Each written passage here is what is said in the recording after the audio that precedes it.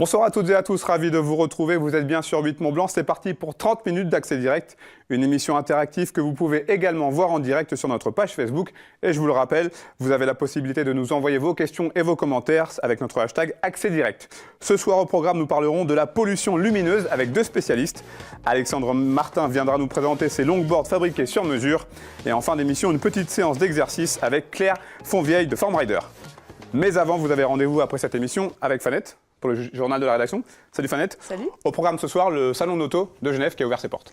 Voilà, 88e édition. Alors 10 000 journalistes accrédités sur cet événement qui ouvre ses portes au public demain.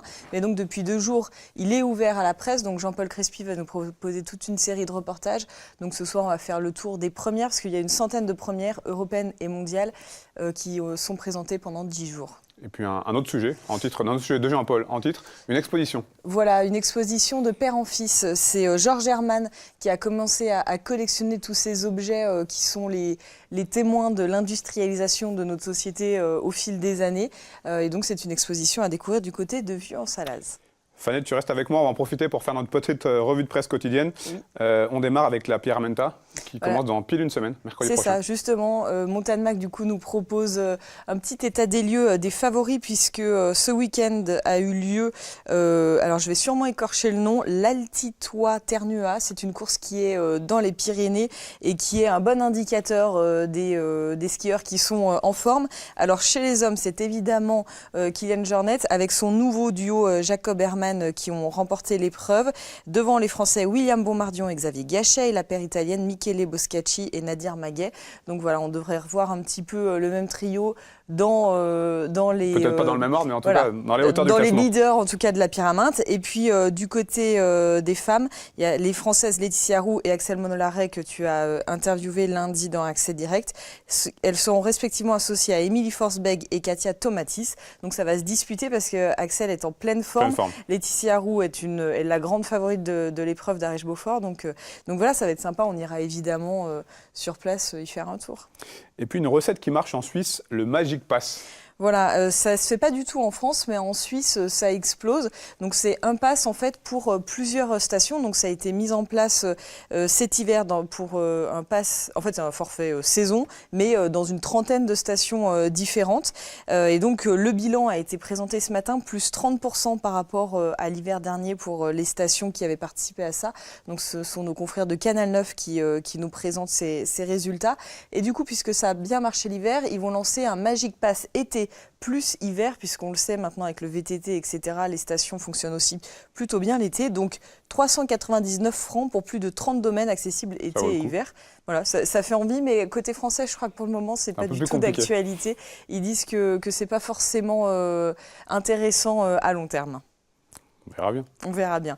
Et puis toi, on part du côté de Genève avec un record de nuitées.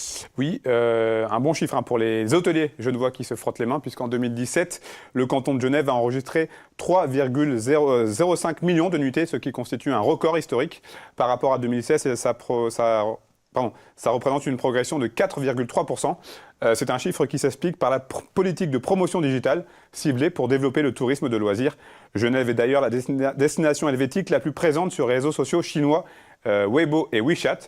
La progression du tourisme d'affaires explique également ce chiffre record, puisque Genève accueille de plus en plus de congrès. Ça risque de continuer dans les années à venir. Et puis des images impressionnantes. Oui, des images que j'ai trouvées sur le site de France Info, France 3. Ce dimanche, Thomas Cré, un snowboarder confirmé, faisait du hors-piste tout seul à Tignes lorsqu'il a voulu traverser un couloir. C'est à ce moment précis qu'il s'était rendu compte qu'il avait déclenché une avalanche. La suite en images.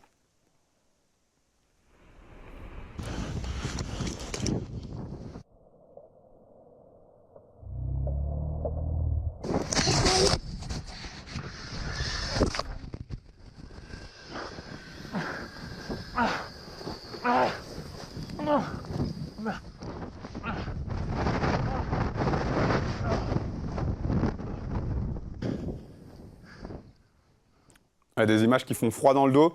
Finalement, tout est bien qui finit bien, puisque Thomas Cré s'en sort miraculeusement, on peut le dire, avec une entorse à l'index gauche, grâce à son sac airbag, qui lui a sans doute sauvé la vie. On a sans cesse de le rappeler, attention quand on fait du hors-piste, il faut surtout être équipé. Et puis, en général, on n'y va pas tout seul. Voilà, c'est ce qu'il a dit. Il a dit Oui. qu'une de ses erreurs, c'est aussi d'avoir été tout seul. Merci beaucoup, Sam. Fenêtre. À tout à l'heure. Allez, on passe à nos invités de la semaine. Du jour, pardon.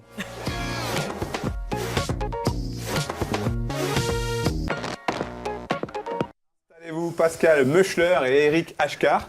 Alors, Eric, vous êtes le président de la Société astronomique de Genève.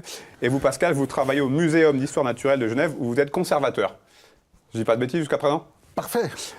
Avant toute chose, Eric, est-ce que vous pouvez nous éclairer, c'est d'ailleurs le mot idoine, sur la Société astronomique de Genève? Qu'est-ce que c'est?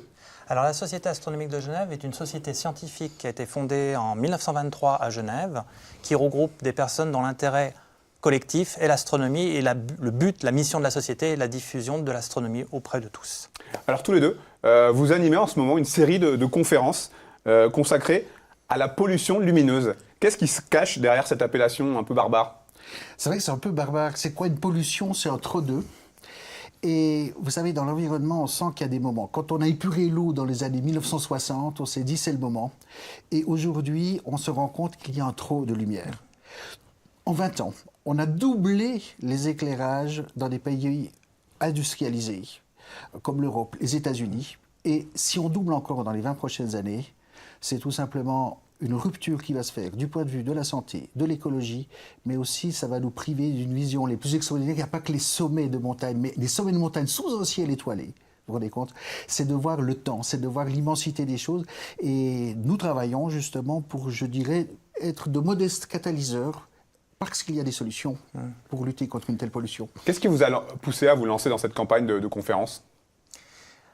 Je dirais que tous les deux, on a la passion de la nuit au sens de nos centres d'intérêt. Et puis, c'est une rencontre qui s'était faite à la Maison du Salève, près de Genève, où on s'est rencontrés. Et finalement, en discutant, on s'est dit pourquoi pas. Donc, on a tous les deux mis les pièces du puzzle ensemble et on a regardé quel est l'impact de la lumière sur la faune, la flore, l'astronomie et puis plus loin, la sociologie, l'histoire.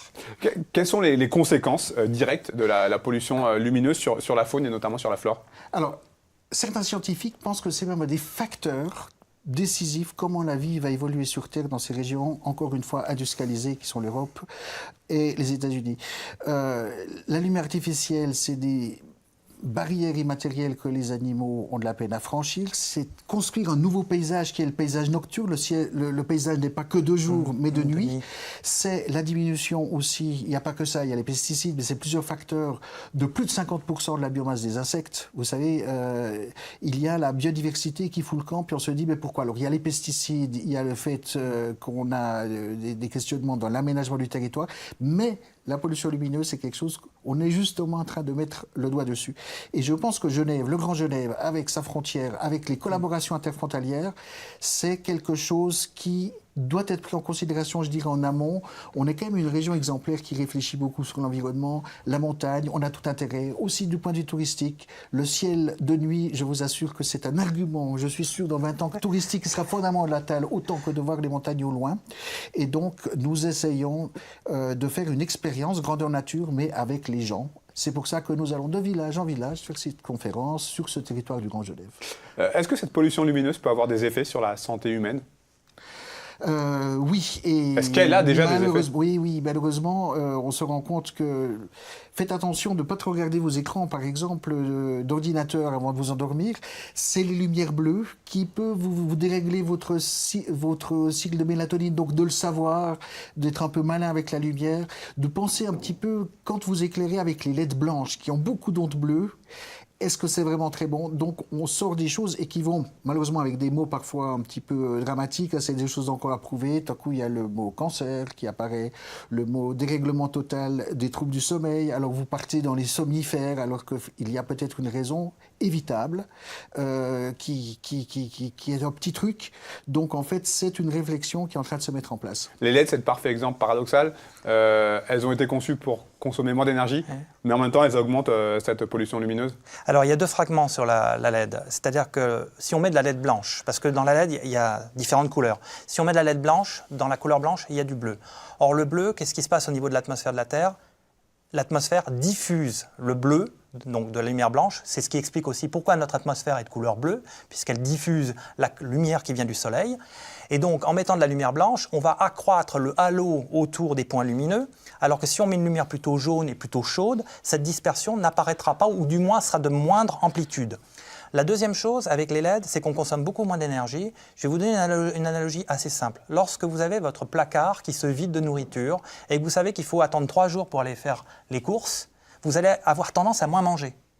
Alors que si vous avez fait les courses et que vous savez que dans 3 jours vous y allez, vous allez plus manger. Donc les LED, en ayant une moindre consommation électrique, on va en mettre plus. Et c'est l'article qui est sorti, là, il y a un article, une publication internationale qui est sortie à l'automne 2017, qui fait ce constat.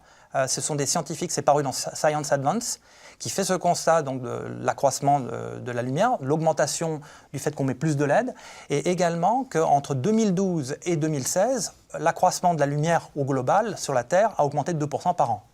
Prenons un autre exemple concret, les lampadaires ou les enseignes de commerce qui restent allumées la nuit. Oui. Quel est l'intérêt? Alors, qu'est-ce qu'un Si ce n'est paysage commercial. nocturne? Ça, c'est tout nouveau. Il y a une nouvelle loi en France, la reconquête de la biodiversité. Il n'y a plus de paysage en France. Il y a le paysage diurne dorénavant et nocturne.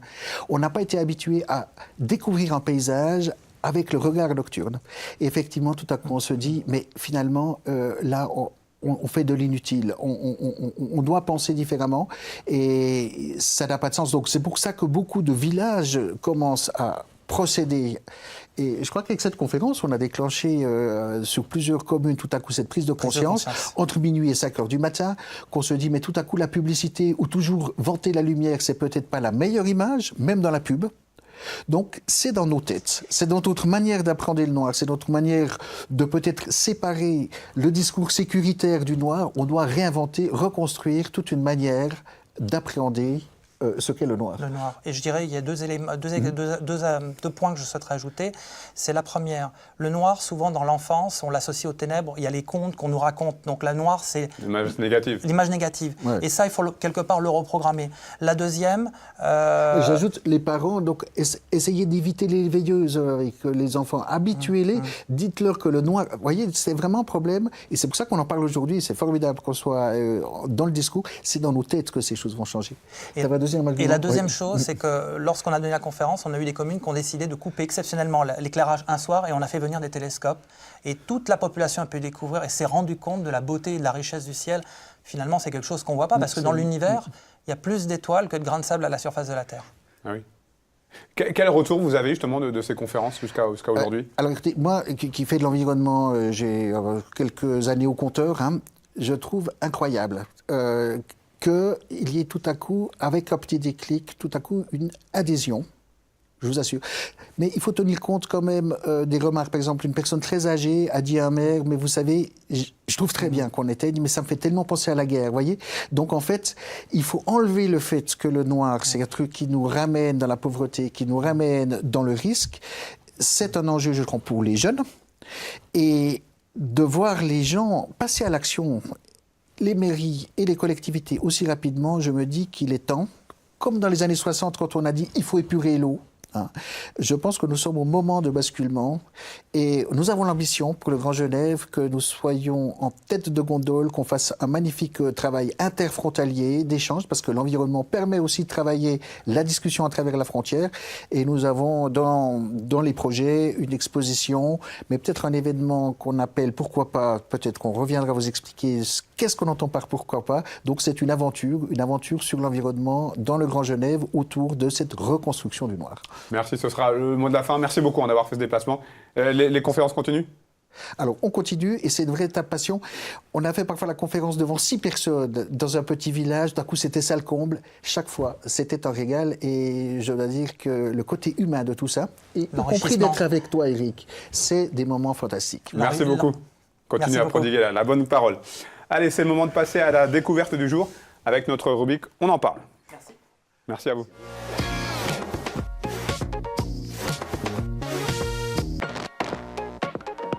Alexandre Martin, bonsoir. Et bonsoir. Alors vous êtes shaper Voilà, et vous c'est avez décidé de vous lancer il y a peu dans la fabrication de longboards de très haut de gamme, des longboards qu'on va pouvoir voir, que vous avez amenés. Ouais. Déjà, où est-ce que ça vient, la genèse de Légende Longboard? À l'origine, je suis passionné de longboard depuis 2004, je pratique depuis 2004 et j'ai toujours fait mes planches parce que c'était au début, j'étais adolescent, c'était moins cher. Après, je me suis rendu compte que petit à petit, en m'aguerrant, en me rendant compte que mes planches étaient finalement d'abord aussi bien, puis vraiment adaptées à ce que je faisais, à ma technique, à ma manière de pratiquer. Je me suis rendu compte que c'était très bien, j'ai continué. Et du coup, j'ai finalement, les seules fois où j'ai acheté une planche du commerce, j'ai été déçu parce qu'elle n'était pas faite autour de moi. Et puis en parallèle, je me suis mis à me passionner de guitare, je me suis lancé dans la lutherie de guitare électrique. Il y a 2 ans, ça m'a apparu assez logique d'essayer de faire des planches qui soient en gros le mix entre ma passion du skate et ma passion des guitares. Donc ce sont des longboards en bois. Voilà. Quel bois est-ce que vous utilisez justement? Alors, j'utilise que des essences locales. Ça, c'est une des choses qui est importante pour moi. Donc, par exemple, sur celle-là, on a c'est du noyer et du frêne uniquement. Après, ici, on a du noyer, de l'érable, de l'orme. J'ai retrouvé de l'orme, pour ceux qui savent, c'est un bois qui a disparu, ou pratiquement, quoi. Donc, on en trouve chez des passionnés qui en avaient acheté à l'époque. Au fait, tous les bois locaux. Après, il y a le hêtre, l'épicéa, voilà, tout ce qu'on peut trouver dans le coin, quoi. Vous avez une manière très personnelle de travailler puisque vous utilisez des outils manuels comme des ciseaux à bois ou encore des rabots. Oui, c'est ça. Au fait, l'idée, il y a plusieurs idées derrière. Mon objectif, c'est de faire des planches qui soient sur mesure à 100%.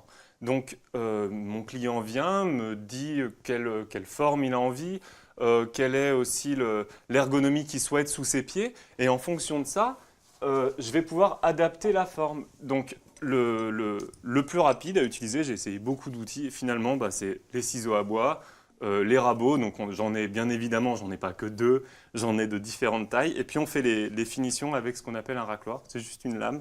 Et puis, ça permet de faire des petites finitions. Et l'avantage de ça, c'est qu'on est hyper libre en forme. On n'est pas tenu... comme peuvent l'être, par exemple, tous mes confrères qui font des skates. Tous les skates sont faits dans des moules, donc c'est du contreplaqué, c'est des feuilles de bois avec de la colle à bois entre les deux. Ils sont pressés dans un moule avec un dessus et un dessous, et si vous voulez changer la forme, vous êtes obligé de changer le moule. Et du coup, on ne va pas faire un moule par client. Alors que moi, l'avantage, c'est que je peux vraiment faire une planche par client. Du coup, ça donne des formes très originales et peu conventionnelles pour des planches. Ça donne les formes que les gens ont envie. J'en ai fait une pour quelqu'un qui adore les formes conventionnelles récemment, qui aime la sobriété. Et du coup, j'ai choisi des bois qui étaient très sobres. La forme est tout à fait classique. La finition était huilée, cirée, donc c'était pas brillant comme celle que j'ai amenée. Et il était ravi, quoi. Alors, vous êtes une marque presque totalement autonome puisque, en plus donc, des planches, les essieux, les roues et les roulements, vous les faites vous-même? Alors, je fais pas les roulements je les achète, mais oui. En tout cas, vous les assemblez.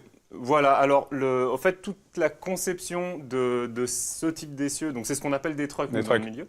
Ça, c'est la conception, c'est la mienne. C'est des roues que j'ai conçues aussi avec l'aide d'une entreprise du coin, avec Rolix, une entreprise de lin. Donc après, je ne suis pas obligé de mettre ce type de matériel. Ce qui m'intéresse, c'est de faire un produit qui puisse être le plus personnalisable possible. Donc, je peux soit mettre ce que j'ai dessiné, soit au contraire aussi m'appuyer sur des trucks ou des roues de la concurrence. Ça peut être aussi une demande, ça ne me dérange pas du tout. Où est-ce que vous puisez votre imagination? Alors, ça dépend de tout ce que je peux regarder, chiner, observer. Il suffit d'ouvrir les yeux dans le monde qui nous entoure. Et on regarde les montagnes, on peut avoir des idées de forme, on peut regarder aussi ce qui se fait dans le design. L'automobile, par exemple, c'est un milieu qui est hyper créatif. Donc, juste en regardant, en passant la tête par la fenêtre ou en allumant Google, on a énormément d'idées qui viennent, quoi.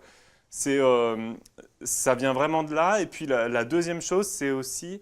on a des idées qui viennent en cours de travail par l'utilisation des outils que j'utilise. Si vous préférez, si je dessinais tout par ordinateur, on a des idées qu'on va essayer de transposer sur notre écran. À l'inverse, par contre, donc le truc, c'est que l'ordinateur, enfin la machine à commande numérique, va vraiment faire ce que vous avez dessiné sur l'ordinateur. Quand par contre vous utilisez des outils manuels, eh ben, c'est comme un peintre qui utiliserait son pinceau ou un dessinateur avec son crayon de papier. On va pouvoir amener de la personnalisation par l'outil. Et ça, c'est quelque chose qui se retrouve très vite, au fait. Dès que vous utilisez le premier outil à la main, un ciseau à bois, un rabot, n'importe quoi, ça revient immédiatement. Et alors, ça amène la créativité. Ce sont plus des objets de décoration ou des véritables alors, moi, longboards? je suis skater. Hein. Je suis avant tout, ma première passion, c'est d'abord le skate. Donc, je l'ai d'abord pensé comme un objet de mobilité. De mobilité, exactement. Donc, bon, là, il y a de la descente, mais je l'utilise principalement en déplacement. Un skate, ça sert à même un skate de descente sert à 99% en déplacement urbain, etc. Après, bon, il y a des exceptions. Celle-là, c'est vraiment une exception. C'est une planche que j'ai plus faite dans un objectif. Je cherchais une ligne, au fait. Je cherchais. Je voulais rappeler déjà la feuille, parce que c'est la matière du bois. Bon, ça vient de l'arbre, la feuille, tout ça. Il y avait une logique. Et puis, je voulais vraiment un profil qui soit presque comme une aile d'avion, vous voyez, quelque chose de galbé, comme ça. Et donc, j'ai recherché plutôt ça. Mais là, c'était quelque chose que j'ai voulu faire moi, c'était pas une demande particulière. Et celle-là, je ne sais pas si je vais la skater. Une dernière chose, combien ça coûte? Alors, une planche coûte ça commence à 1 499 € pour une planche seule, sans les essieux. Et avec mes essieux, ceux que j'ai dessinés, ça commence à 2 469 €. C'est personnalisable, donc le prix peut varier. Après, ça ne va pas doubler, quoi. Ça va varier, ça peut augmenter de 200, 300 € maximum, mais c'est bien le plus qu'on peut imaginer. Merci beaucoup en tout cas Alexandre Martin de nous avoir fait découvrir vos très belles planches. Eh ben, c'est un Je vous invite à retourner en régie. Quant à nous, on va se retrouver dans quelques instants. On regarde une petite bande-annonce de l'émission Destination Montagne qui sera diffusée ce soir et on se retrouve pour la rubrique Fête du sport.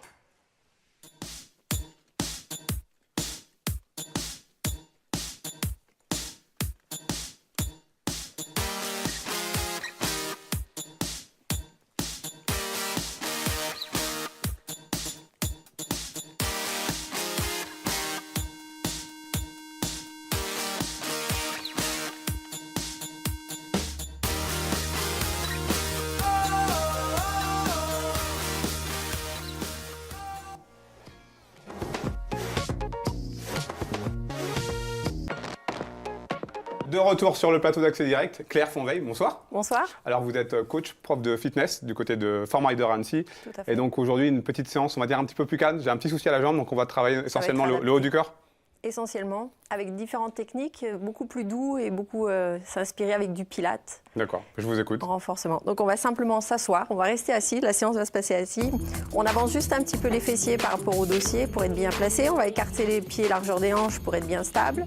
À partir de là, vous allez commencer à rouler un petit peu le bassin, en arrière, en avant. Voilà, et on va trouver juste la position sur les deux ischions pour avoir le dos bien long et on va rester là. Voilà, détendez un petit peu les épaules. Et donc Parfait. ça permet de travailler quoi? Juste la posture pour faire passer les énergies, faire passer la respiration et on va commencer à travailler un petit peu plus en profondeur le périnée et les abdominaux. Vous allez simplement mettre la main sur votre ventre et en soufflant, vous allez aspirer le nombril. Donc vous allez rentrer le nombril. On inspire, on ressort un petit peu le ventre, on souffle, on rentre le nombril. Voilà, encore une fois. On rentre bien. Et maintenant, on va essayer de le garder serré. Simplement, vous allez aspirer le nombril, on le garde. Donc, on va respirer avec les côtes un petit peu plus haut. Et on va souffler, vider le ventre. Donc, vous allez essayer de garder cette position. On inspire, on écarte les côtes. Et en soufflant, on vide le ventre. Voilà, parfait. Encore une fois. Et à partir de là, on travaille déjà les abdominaux. On est déjà sur les muscles beaucoup plus en profondeur. Les périnées, les transverses.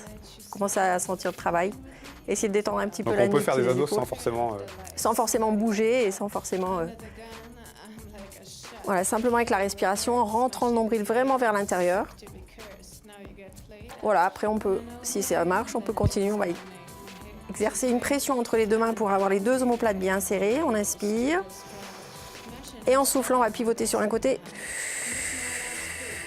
On va revenir au centre, on va inspirer. Et en soufflant, on rentre bien le nombril et on va de l'autre côté. C'est une adaptation du mouvement du spine twist du pilate. On inspire, je vous laisse faire. Soufflez bien, c'est comme si on essore la taille vers l'intérieur. On souffle d'un côté, on reprend, on inspire et on souffle de l'autre. Voilà, toujours on cherche à s'auto-grandir le plus long possible. On va le faire encore une fois de chaque côté.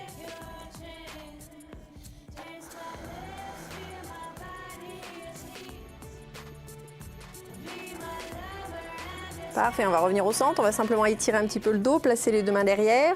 On ouvre la nuque, donc on essaie de pas trop cambrer, mais on essaie de bien rester long et d'aspirer le nombril. On va simplement tirer les coudes, vous allez sentir l'étirement dans le haut du dos. Et à partir de là, on va refermer juste le haut du dos comme si on s'enroulait autour d'un ballon, en soufflant. On inspire, on ouvre. Et en soufflant, on enroule au-dessus. Donc c'est des petits mouvements qu'on peut faire à n'importe quel moment de la journée, à n'importe quel endroit. Pendant combien de temps environ? Ça dépend, 3-4 minutes, si on a du temps, si on veut respirer, si on veut se placer. Et après, il y a des vraies séances dans les séances de pilates, notamment le body balance. On va le faire encore une fois. Voilà, on va revenir. On va continuer à travailler un peu plus en profondeur le dos. En soufflant, gardez bien le nombril aspiré et incliné légèrement vers l'avant. Et en soufflant, vous tirez bien les coudes à l'arrière. Vous allez sentir dans le dos. Gardez bien le nombril aspiré. Et on ouvre. On souffle vers l'arrière. Voilà, il faut vraiment essayer de travailler en fluidité avec la respiration. En aspirant bien le nombril vers l'intérieur, sans lâcher. Voilà, on va redresser. On va inspirer. Et maintenant, on va enrouler complètement pour détendre le dos. Rentrez la nuque, soufflez vers le bas. Gardez le nombril serré. Vous pouvez simplement poser les avant-bras, les coudes sur vos genoux. Ou bien, si on va aller un tout petit peu plus loin, on peut enrouler complètement le dos vers l'avant. Et on va dérouler le ventre serré et on va replacer son dos. Ça fait du bien. Ça fait du bien, vous sentez les étirements? Ouais. Donc c'est des techniques qui sont complètement différentes, qui sortent un petit peu de la muscu traditionnelle en renforcement musculaire. On a encore un peu de temps. D'accord, bah on peut refaire une séance Allez. en refait. Allez, on replace le haut du dos. Aspirez bien le nombril, cherchez bien l'auto-grandissement. On inspire. On souffle, on tire bien vers l'arrière. On ouvre la poitrine, on peut lever même un petit peu le menton. Et on ramène juste, on enroule. Imaginez un gros ballon, vous enroulez par-dessus, vous étirez le dos. Et on refait, on inspire vers le haut. On redresse, on ouvre bien vers l'arrière. On ouvre bien grand. Ouvrez un petit peu. Et encore une fois, on enroule. Donc ça, si on peut faire ça plusieurs fois par jour, c'est pas mal déjà? Oui, même une séance, quand on se sent un petit peu tendu, l'avantage c'est que ça ouvre un petit peu, ça permet de respirer, ça permet de se poser, de se ressourcer. Et on va partir avec le dos un petit peu plus penché, le nombril aspiré. Cherchez la longueur en baissant bien les épaules loin des oreilles. On essaie d'étirer son dos au maximum. Et là, simplement, vous respirez en soufflant, vous rentrez bien le nombril sans rien lâcher. Ça devrait chauffer un petit peu dans les épaules et dans le dos. C'est bon signe. C'est bon signe. Et voilà, simplement en respirant. Donc on peut adapter à toutes les situations, à tous les âges. Et on va redresser et on va refaire l'enroulé. Je vous laisse enrouler complètement. Gardez le nombril serré jusqu'à ce que vous ayez posé les mains soit sur les cuisses, soit sur le sol.